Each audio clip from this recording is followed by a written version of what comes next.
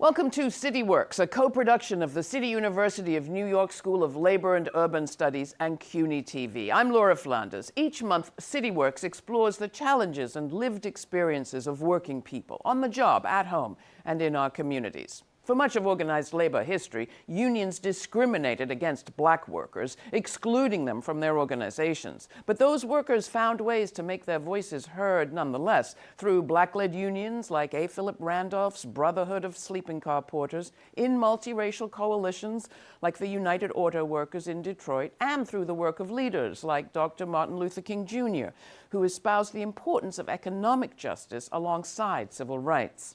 That legacy continues today as black leaders occupy top positions at labor organizations such as the Service Employees International Union, AFL-CIO, AFSCME, and the Communications Workers of America, as well as play a prominent role in unionization efforts at Amazon and elsewhere. On this special edition of CityWorks, Lessons from 100 Years of Black Labor Activism, a recent panel discussion held at the CUNY School of Labor and Urban Studies here in New York City. Panelists explore the heroic achievements and legacy of black union activists and what today's labor movement can take from that history to strengthen its organizing tactics. We'll hear from Cedric de Leon, professor of sociology and labor studies at the University of Massachusetts, Amherst, and author of a new book, Freedom Train: Black Politics and the Story of Interracial Labor Solidarity. And labor activist and writer Bill Fletcher Jr., author and co-author of several books, including Solidarity Divided: The Crisis in Organized Labor, and A New Path Towards Social Justice. Also, Tamara Lee, associate professor of labor studies and employment relations at Rutgers University, whose research focuses on the intersection of labor and racial justice. The panel was moderated by Cameron Black, assistant professor of labor studies at CUNY SLU. As I think all of us here are aware, we broadly struggle against authoritarian movements domestically and abroad. But this is, of course, not uniquely situated to our present moment. Black labor organizers historically have pushed back forcefully, legally and extra-legally, against authoritarian movements in the United States directed against specifically their own labor activism. Black activists naturally engaged in politics, and their politics, I think, had a unique impact on the United States, particularly in the 19th and 20th centuries. I would love to hear from our speakers more about these intersections and how Black activists have shaped the labor movement more broadly. I want to say two things about the interconnection between Black politics and Black labor activism over the past 100 years. The first thing is that hardly anybody writes about Black labor activists over the last 100 years, right? When we think about, for example, the struggle for interracial labor solidarity, most of the stories that we tell each other in labor spaces, in labor books, is that interracial solidarity is the invention primarily, the political project primarily of white communists and white progressive CIO organizers and leaders. Okay? There are hardly any books at all about the role that Black workers played, right, in advancing the cause of interracial class solidarity. But in fact, if you look at the historical record, as I have in my new book, Freedom Train, what you see is actually that among white trade unionists, white union members, and white workers, folks were uneven, inconsistent in their support of this idea of class solidarity, right, among white constituencies. And that the most consistent advocate for this vision of the multiracial labor movement that we have today were Black workers and Black union activists. And so that's the first thing that I want to say, right? That Black folks really formed the vanguard of the idea of class solidarity, right? Over the last 100 years. The second thing that I'll say about Black politics is that it's not a smooth road. We're not talking about a sort of unified collective struggle of truth and beauty, and everybody was together. It was messy. There was a lot of factionalism, especially between what I call the centrist faction and the left faction of Black civil society. But I also want to say that it was that interplay. It was the fight actually between the center and the left of Black civil society that pushed the cause of interracial solidarity forward, because it led to kind of like the invention of like new tactics, new strategies for mass mobilization and building power from below.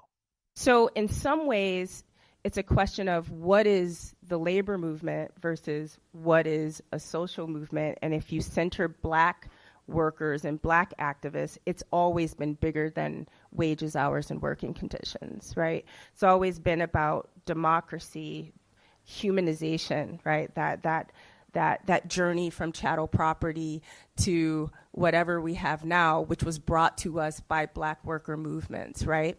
And so in addition to that, thinking about state authoritarianism against Black workers and activists, I would also argue, and maybe we'll get more into it, that the responses to moments of authoritarianism in this country have also always run through Black bodies. Nobody has the constitutional amendments of due process or equal protection without the 13th, 14th, and 15th amendments, the Reconstruction amendments, right? So without Black workers rising and bringing forth, right, the end of enslavement and the incorporation of Black people into the body politic, nobody has due process or equal protection. We're starting to see when there are attacks on Black workers, and we can I'll leave it to the historians to tell us what the critical junctures are, but whenever there is a backlash against Black workers, it affects everybody. Right? LGBT rights are under attack because of equal protection, right? We're seeing an erosion of those rights. So I think authoritarianism runs through Black bodies, but also the responses to it and those moments where we have had incremental change towards justice also runs through Black activism. One of the things about Black folks and labor that relates to something that Cedric was saying is that Black folks, Latinos, and Asians have been treated up until the 1970s in most U.S. labor as the beneficiaries of what white folks did, or we were kind of the last at the table. And it ignored the different things that we did beginning at the end of the Civil War. I mean, you could actually go back to the 1850s, but I'm going to stick with like 1866. From that point on, whether it was strikes that were going on from 1866 to 1868 in the South, whether it was a colored National Labor Union, whether it was the development of the Knights of Labor and the significant role of African American workers, whether it was the independent formations among peoples of color that were focused on labor. The National Alliance of Postal and Federal Employees was a largely Black union. You started to see in the Southwest the contributions of Chicanos, and also, interestingly, the relationship between, this is going beyond Black folks, but the relationship of the Mexican labor movement to the development of the U.S. trade union movement, which no U.S. union that I know of has ever acknowledged, nor has there ever been acknowledgement of the Congress of Spanish-Speaking Peoples, right, which was central in the organizing of the CIO in the Southwest. So we actually built the damn labor movement. If it wasn't for us, there would be no labor movement as we see it. And my final point is this. You want to know an example? It's of Ford Motors. And I always get on the bust the chops of UAW people because I asked them, you know how Ford Motors was organized? No. Say, well, it was organized because of the National Negro Congress and the NAACP in unity with the UAW. Had it not been for that, because Henry Ford was a very, very outstanding fascist and anti-Semite. He was a strategist. He understood how to divide people. And so the UAW could organize GM and Chrysler. They could not organize Ford. And it was us that made a difference. And yet, if you ask the UAW to this day, even progressive people in the UAW, I'll bet you $1 to a donut, they don't know this history. We built the movement. We should never walk away from that. I think if we have this narrow view that labor organizations are the statutory things under the National Labor Relations Act, we will miss the entire history of Black labor activists who fall outside of that statutory framework very intentionally and also now. And if we do that, we miss also all the great labor activists of today who might be organizing outside of Section 7 of the National Labor Relations Act. I will bring attention to, some organizing that's going on with Jobs to Move America, whom I'm affiliated with, but they just had a press release yesterday about organizing at Hyundai, where there is prison labor working next to what they call free labor. Those folks in Alabama have laws against their ability to organize into a trade union, and so there's a lot of exciting, innovative organizing that's going on if we expand our definition outside of a statute that was never meant to include us, and see that there's a lot of things going on the ground right now, particularly in response to this question of authoritarianism or abuse of state power. Black labor leaders faced formidable challenges over the past century. Among those, white supremacy within unions, economic injustice, and overt racism from both employers and the government. What did they do? Well, here's more from the discussion filmed at the CUNY School of Labor and Urban Studies about exactly that. How has Black activists, Black organizations resisted, pushed back, fought against a state apparatus that is uniquely suited for suppressing Black movements violently and nonviolently at times throughout the 20th century? The very fact that a lot of the sources for my book come from these state surveillance records, I think, is telling about how much of a threat, right, interracial solidarity and Black labor activism was both to the state and to the capitalist system. Because the idea was that if Black and white workers organized across the color line, then the entire system was in jeopardy. The other thing that I will say about this is that, the Black workers who are featured in Freedom Train did organize lots of industrial workers into the union movement.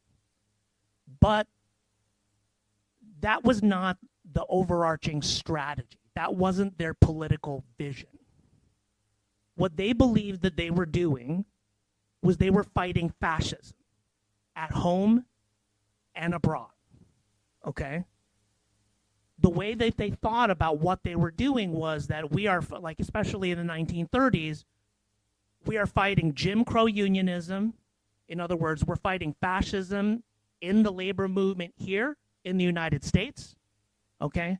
Which of course, was very much linked to state violence against Black workers. But they also understood that they were fighting against fascism abroad, German Nazism, Japanese imperialism of all kinds. And so not only was the state violence present and they were organizing around it, and state agencies were infiltrating Black labor organizations, but their political vision, right, was informed by the most violent political tendency of their time, which was fascism, okay? And Cameron and I have talked about this, right? they were very conscious about this. They called it the double V strategy: victory at home and victory abroad. Fascism, state authoritarianism, and political violence were always at the front of their minds.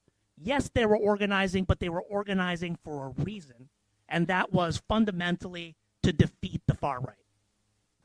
I think I might bring us up to contemporary responses of Black workers, like what they're doing right now. I'm looking at how Black workers in places like Amazon warehouses, for example, particularly in the southern United States, where Amazon is opening these facilities basically on site of old plantations, right?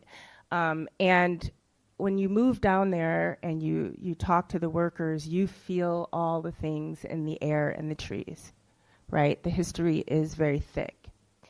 And what has come to our attention as researchers when we think about Black responses to what we've called the militarization of employment relations.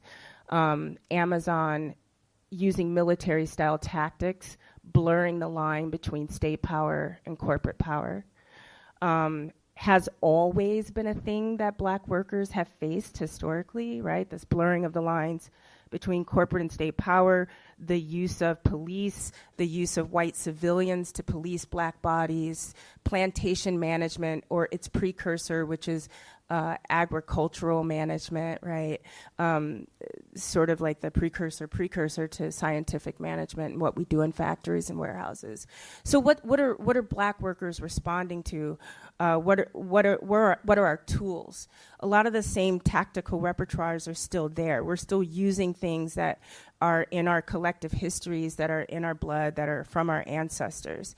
One of the things that I want to shine a light on is the resilience, right, in face of whoever the opponent is, which is big, state and corporate power. There have been so many discussions, the way we think about whether or not an organizing campaign has won or lost, right? We usually measure it by, did they win that election in Alabama? They still haven't lost that election at Amazon, by the way. But we largely will critique them and say it was a failure because they didn't win. But if you go down there and talk to any worker who's been involved in the 3 elections that they've had there, you will see power, you will see hope, you will see agency, you will see blueprints, right? You will see cross-ethnic, cross-racial organizing, right? In ways that tie what is happening in the workplace to greater political participation in the U.S. democracy. That also means that Black workers are labor educators. They are instruments of democratic processes, right? And if we center our understanding of what the labor movement is doing in their experiences, imagination opens up to what comes after, right? These critical junctures of state and corporate power that are being abused. A panel discussion titled Lessons from 100 Years of Black Labor Activism, held recently at the CUNY School of Labor and Urban Studies. More in a moment. You're watching CityWorks.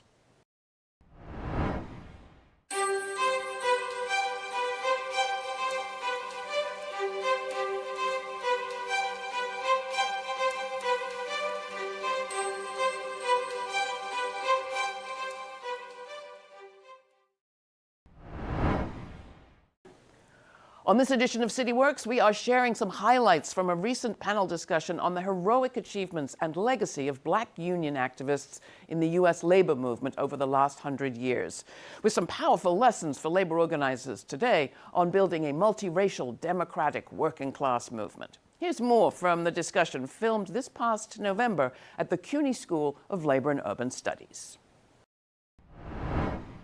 With the, as Bill noted, the unique extrajudicial fused with state violence approach towards Black activists, Black unionists, how did these people and organizations build a interracial and cross-class movement?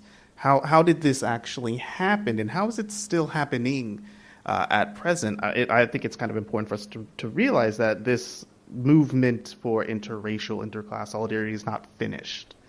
One response by Black workers has to do with understanding the moment. It's not an accident that you would have these strikes in the South, 1866 to 1868, because it was Reconstruction. There were federal troops there, right? And so there was an environment in which these workers could organize, strike, and win. And that's very important. Another key moment was during the Depression, and not because of the Depression, but because of the development of the Committee on Industrial Organization, which later becomes the Congress of Industrial Organizations, that what the white leaders of those unions understood was that there would be no success unless African Americans, Latinos, and Asians were part of the equation.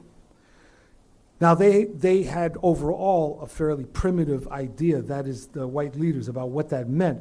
But what they were doing was breaking from the essentially apartheid trade unionism of the AFL. And so at that moment, some great visionaries within Black America who went on to form the National Negro Congress realized the importance of the moment. This was a moment. This was not a moment to sit back. It wasn't a moment to hope that white people were going to act differently. This was a moment to intervene. And that's what they did, and played a very, very important role in organizing around the country, steel workers, the auto workers, tobacco workers, et cetera. They played a very central role. It was understanding the moment, which is something that's eluded many of us. The other two things is that there was a lot of Black interest in the industrial workers of the world, but the Black workforce looked very different at the high point of the IWW.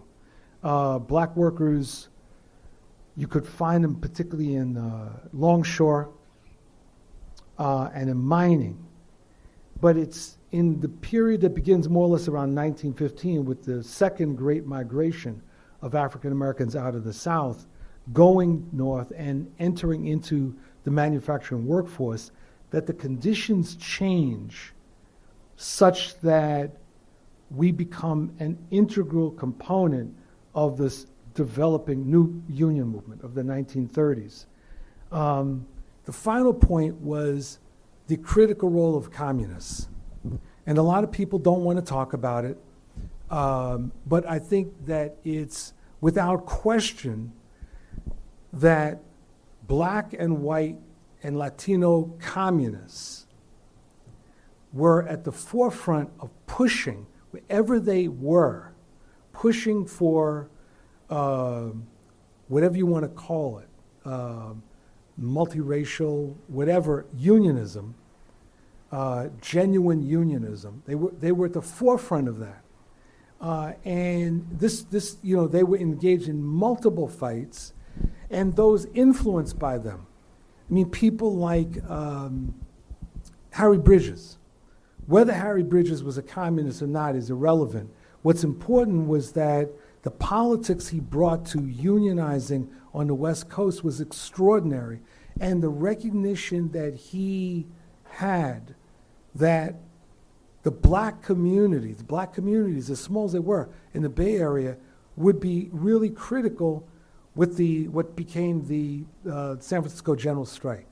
That he went to Black communities and said, I want your support, because what we're going to do through this general strike and through fighting for the hiring hall will break the arbitrary way that hiring was done, an arbitrary way which always disadvantaged Black workers. And he stood by that. And the black community rallied to him. And it was significant to me, growing up in New York. So we're 3,000 miles away from the West Coast. But when my father would talk about trade unionism, he'd say, Bill, there's always been two kinds of unions in this country. There were the corrupt and racist building trades, and then there was the real unionism of Harry Bridges. Right? This is in New York, right? He didn't say like the ILA, he said Harry Bridges. And that it was something that spread throughout Black America, that Harry Bridges was a hero within Black America because people understood where he and where the ILWU stood on these questions. I think importantly to sort of note that for Black activists, labor activism fused with social activism, which fused with political activism. We have these overlapping and mutually reinforcing behaviors of social, labor, and political organization that ultimately played, I would say, a gargantuan role in pushing the labor movement and redefining the labor movement as a social movement. That was Cedric de Leon, Bill Fletcher Jr., and Tamara Lee, moderated by CUNY SLU's Cameron Black, with lessons from 100 years of Black labor activism, a public program filmed recently at the CUNY School of Labor and Urban Studies. And that's it for CityWorks this time. If you have comments or questions, you can write to us at cityworks@slu.cuny.edu. And if you like what you just saw, consider making a donation to CUNY TV or the School of Labor and Urban Studies Foundation at the links below. For CityWorks, I'm Laura Flanders. Thanks for watching.